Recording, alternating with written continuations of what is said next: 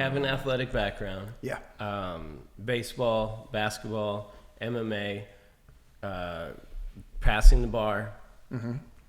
You've had quite a journey, and I'm sure there's many people who played a role to help, coaches, leaders, mentors, and not necessarily your number one, but who's someone that you maybe think of from time to time and says, I wouldn't be here if it weren't for some time or energy that so-and-so invested in me. And like I said, not necessarily like your dad or number one or whoever. Yeah, I'm just curious. Yeah. Of course, my dad's at the top of the list just because he was that unrelenting force who was in my ear. He knew how to push my buttons. He kept me going when I wanted to be a lazy kid. And I still remember I'd take a seat, wake up at 4 a.m. I'd be at work. I'd work from 5:30 in the morning till 3:30. Then I'd go to baseball practice. At the end of baseball practice, I'd come home. I'd eat a short dinner, go to the gym. I'd lift weights and shoot baskets for about an hour each, roughly. And then I'd come home. And I can remember times where even after almost all of that, my dad would say, "You done your push-ups, sit-ups tonight?" I mean, I'm sitting on the couch finally after that day. He'd say, "You done your push-ups, sit-ups tonight?" I'm like, "Well, no. I just got back." And he would look at, I'd never forget it. He would do it all the time. He'd just look at me on the side of his eye and he'd go, "Those guys in Quincy, they ain't sitting around. Those guys in Rock Island, they ain't sitting around." And I'd get down, do my push-ups, but he was always that driving force. As for coaches beyond him, a couple that really stand out. Mark Reed, former Fighting Scot, football, actually he's in the Hall of Fame here. He's an All-American. Yeah. Mm-hmm. He was a coach of mine. Arnold Gonzalez. And then Mike Sturgeon, Coach Sturgeon for the Legion team over in Galesburg. Outstanding. He was every bit as hard as my dad, except for he wasn't my dad. So it was just an interesting dynamic. I actually would consider that guy to be like a second father to me. Yeah. Yeah, great guy, pushed you, never accepted excuses, never. If something went wrong, you know what? Deal with it. You could have done something better. That was his attitude. And if it wasn't for that, if it wasn't for the athletics, I wouldn't be here, man. We all need that. We need that push. For sure. Which is why I say it's so sad that this everybody gets a ribbon shit is ruining society, because now kids are realizing, I don't have to work that hard and I can do this. Or I get the same thing he gets and he was working. Terrible, man. It is. Terrible. I do agree with that. I mean, it's so it just automatically now sucks for the guy who, like you say, you put in all this time and effort, and now you get this ribbon, and not to even care about the ribbon, but the fact is, why did he get one too? Sure. And not to, whatever, I guess, if it makes the kid feel better, we all know.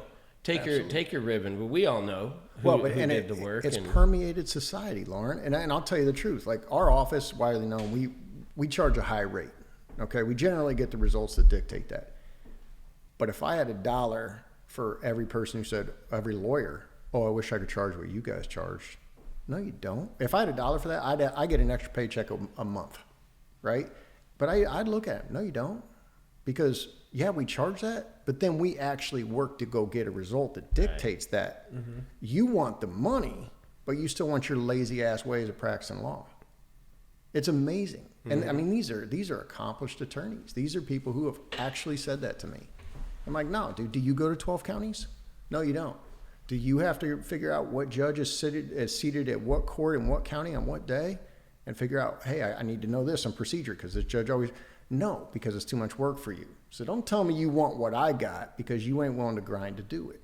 I love that. And it's just God's honest truth. This is not like an arrogant moment. This is the truth. If you want to be different, you got to do things different. Absolutely. Right? Or I'll get clients who call up and they're like, "Yeah, man, you're so much more than that guy." Okay, hire that guy. Mm-hmm. If you're just looking at numbers, go hire him. Well, I don't want him. I want you. Why?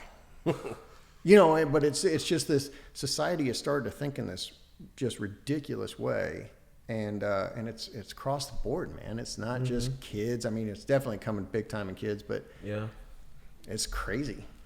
Crazy. What would you say is the main thing that would differ one lawyer from another one, that would make one lawyer better, a criminal lawyer better than the other one? Good question. You've been thinking of that one, haven't you? Because that's a tough one. You somewhat answered it a little bit there. Yes, you were answering that. Hard work's a lot of it. The guy who's willing to go get it.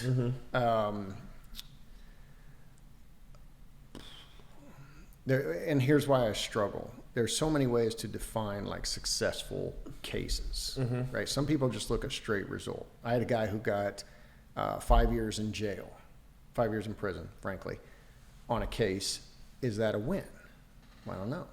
Some people think 5 years in prison, that's not a win.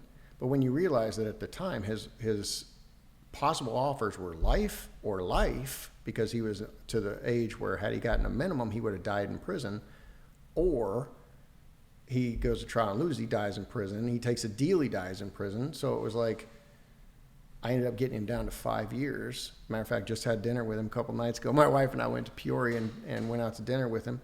He did 5 years. He's happy as, a pig in shit. Yeah. I mean, but some people look at that. What's a win? What's not? So when you say what makes an attorney better, obviously there's a results component of that. There's a hard work component of that. There's a relatability component. And all those things probably factor in. If you get a guy who is coming in and he gets you a great result, but he's looking down on you the whole time like you're a criminal and I can't even believe I'm defending you. Is he a better lawyer than the guy who gets the same results, but who you actually believe did everything he could and isn't judging you? Most people will go for guy number 2. Like, I don't want to be judged by that dude. Right. So then it's like, who's better? Well, I don't know. Probably the second guy, because most people will take him over the first guy, but they got the same results. So there's just there's a lot to it. It's a difficult question to answer. I think successful lawyers and the ones who want to make a difference have a couple things in common: hard work and a willingness to go get it. That's one. 2 is a relatability and humanistic side. Okay, I told you I don't have a single friend from law school. True. I can still go up there to this day, which I'll go up in November. I always swing by my law school. I can still tell you the custodians' names. I can still tell you all the front securities names. When I walked in, I went up there roughly a year ago. As soon as I walked in, Hank, the lead security guy, was like, Steve! I mean, I haven't seen this guy in 10 years. But because I always talk to him, et cetera, that humanistic side and realizing, hey, man, these are people. These are, and those are the people you're going to be on your jury. So your ability to talk to them and still be in that headspace with those people is a huge factor. And then, of course, you got the intellectual side. You have to know what you're doing. Don't get me wrong. I mean, I haven't talked about that enough. I take it for granted because most people, well, not most, all people who are lawyers have passed the bar. So they've demonstrated a level of competency. Is that going to carry the day? Nah. I know a guy who is extremely bright, struggling to make a living. Yeah. Because he can't relate to people. People don't hire him because when they go and talk to him, they leave with that like, ugh. Yeah. And he's a smart dude. But hey. So when you go back to your question, what makes you a good lawyer? Is that guy a better lawyer than me? Maybe. He's probably a smarter guy than me. Can he get the clients? No. If you don't have clients, it's hard to prove how smart you are because you ain't winning any cases. So it's like, it's super difficult to answer that. You did answer well. Yeah. Thank you for watching this episode of the Talk About It podcast. I'm Victor Dantas. I'm Lauren Fulmer. And we would encourage you guys to subscribe to the channel. And don't forget to hit the bell. It's going to be right below the video. So you hit the bell. So you know when the next episode is up. We appreciate all the support. Thank you.